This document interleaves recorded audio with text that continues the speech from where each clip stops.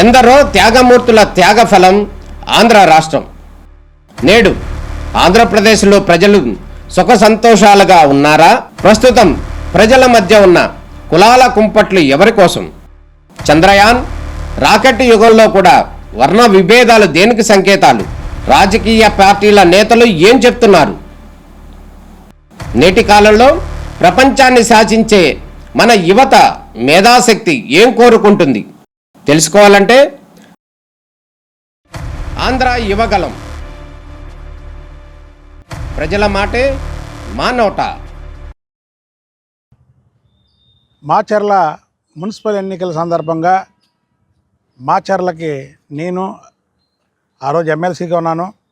అలాగే మాజీ ఎమ్మెల్యే బోండా ఉమామహేశ్వరరావు ఇద్దరం కలిపి అక్కడ నామినేషన్లు వేయకుండా వైసీపీ వాళ్ళు అడ్డుకుంటున్నారంటే చంద్రబాబు నాయుడు గారి సూచనల మేరకు మేము పోలీస్ స్టేషన్లో కేసు పెట్టడానికి మాత్రమే వెళ్ళాం. అక్కడే ధర్నా చేయడానికో లేకపోతే ఇంకోటి చేయడానికి ఒక ఊరు నుంచి ఇంకో చాటుకు వచ్చినప్పుడు ఆ ఊరోళ్ళు గౌరవించడం ధర్మం. కానీ ఈ పిన్నెల రామకృష్ణారెడ్డి వాళ్ళ తమ్ముడు వెంకటరామరెడ్డి ఒక వేలం పాట పెట్టాడు. ఆ వచ్చినటువంటి వ్యక్తుల్ని చంపేస్తే రాష్ట్రం మొత్తం కూడా మాచర్ల నియోజకవర్గం అంటే ఒక క్రేజ్ వస్తుంది, మాకు క్రేజ్ వస్తుంది, మేము సంపాదించినటువంటి వేల కోట్లు కాకుండా ఇంకా సంపాదించుకోవచ్చు, మీ అందరినీ సెటిల్ చేస్తాను, మీలో ఎవరో దీని మీద వెళ్ళి వాళ్ళని చంపుతారని ఒక వేలం పాట మాదిరిగా మొత్తాన్ని కూడబెట్టుకొని చెబితే అందులో ఈ తురకా కిషోర్ అన్నవాడు నేను చేస్తాను ఈ పని అని ముందుకొచ్చి ఆ రోజు ఆ ఎదురు బొంగతో నన్ను ఇక్కడ కొడుతుంటే మా నాయకుడు ఇచ్చిన ధైర్యంతో మేము కూడా ధైర్యంగా దాన్ని ఎదుర్కొన్నాము. సరే, ఏదైనా ఆ రోజు దేవుడి దయ వల్ల మా నాయకుడి ఆశీస్సులతో మేము బయటపడ్డాం.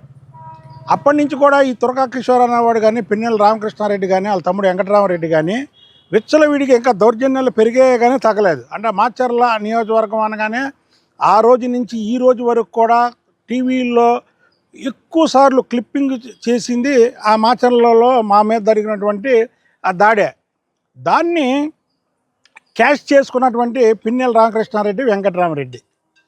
ఇప్పుడు ఈ కేసులో తురకా కిషోర్ అనే వ్యక్తి దాడిలో పాల్గొన్నాడు. ఇది దాడి చేయించింది పిన్నెల రామకృష్ణారెడ్డి, పిన్నెల వెంకటరామరెడ్డి. ఈ వీళ్ళిద్దరి మీద కూడా కేసు ఫైల్ చేయాలని ఆ రోజు వాళ్ళ ప్రభుత్వం కాబట్టి మేము ఎన్ని చెప్పినా ఏం చేయలే. ఇప్పుడు ఇక్కడికి వచ్చినటువంటి కంచి శ్రీనివాసరావు గారు మాకు విజయవాడలో ఏసీపీ చేశారు. చాలా నిజాయితీపరుడు. నేను మీకు చెప్తున్నాను, నిజాయితీగా ఉంటాడు, పార్టీలకు అతీతంగా పనిచేస్తాడు, లా అండ్ ఆర్డర్ని కంట్రోల్ చేస్తాడు. ఇవాళ తురకా కిషోర్ అనే వ్యక్తిని అరెస్ట్ చేయడంలో మరి ఈ ఎస్పీ గారిది కీలక పాత్ర. ఆయనకి నిజంగా నేను ధన్యవాదాలు తెలుపుకుంటున్నా. ఇవాళ పండగ పూట కూడా ఆయనకి ధన్యవాదాలు తెలుపుకుంటున్నా. ఈ కేసు ఇప్పుడు ముఖ్యంగా పిన్నెల రామకృష్ణారెడ్డి, వెంకటరామరెడ్డి దీంట్లోంచి తప్పించుకోవాలని హైకోర్టులో ముందస్తు బెయిల్కి వేశారు. నేను ఏదో టీవీలో చూసా. పిన్నెల రామకృష్ణారెడ్డికి మీడియా ద్వారా తమ్ముడికి ఒకటే చెప్తున్నా, మీరు ఆషామాషేవాడి జోలికి వెళ్ళా, బుద్ధ వెంకన్న జోలికి వచ్చారు. మిమ్మల్ని వదిలిపెట్టడం అనేది సమస్య లేదు. అంటే వదిలిపెట్టడం అంటే మిమ్మల్ని చంపేస్తామో పొడి చేస్తామో అని కాదు. మిమ్మల్ని అటాక్ మాత్రం మేము చెయ్యం, అది కూడా చెప్తున్నా. కానీ దీన్ని న్యాయస్థానంలో మీకు శిక్షలు పడే వరకు నేను పోరాడతా. మీకు శిక్షలు పడే వరకు. ఈ కేసులో ఏంటంటే ఇవాళ గొడవలు అవడం, తర్వాత రాజీలు పడిపోవడం, ఆ కేసులు కొట్టేయడం, దాన్ని చిన్నతనంగా తీసుకుంటున్నారు. కానీ మీకు ఒక్కసారి శిక్షలు పడితే మీరేదైతే మాచర్ల నియోజకవర్గాన్ని చూపించి రాష్ట్రాన్ని మొత్తం భయపెడదాం అనుకుంటున్నారో, మీ మాచర్ల నియోజకవర్గంలో మా మీద దాడి చేస్తే ఆ దాడిలో మీకు శిక్షలు పడితే రాష్ట్రం మొత్తం కూడా కంట్రోల్ చేయడం నాది. మీరు భయపెట్టి నియోజకవర్గాన్ని చేతిలో తీసుకొని రాష్ట్రాన్ని భయపెడదాం అనుకున్నారు. నేను ఈ కేసులో మీకు శిక్షలు పడే వరకు పోరాటం చేసి మీకు శిక్షలు పడిచ్చి తర్వాత రాష్ట్రం మొత్తం ఎవరి మీదకి వెళ్ళినా, ఏ ప్రభుత్వంలో వెళ్ళినా సరే తర్వాత వదిలిపెట్టరా బాబు, శిక్షలు పడతాయని ఒక భయాన్ని మాత్రం మీకు నేను చూపిస్తా.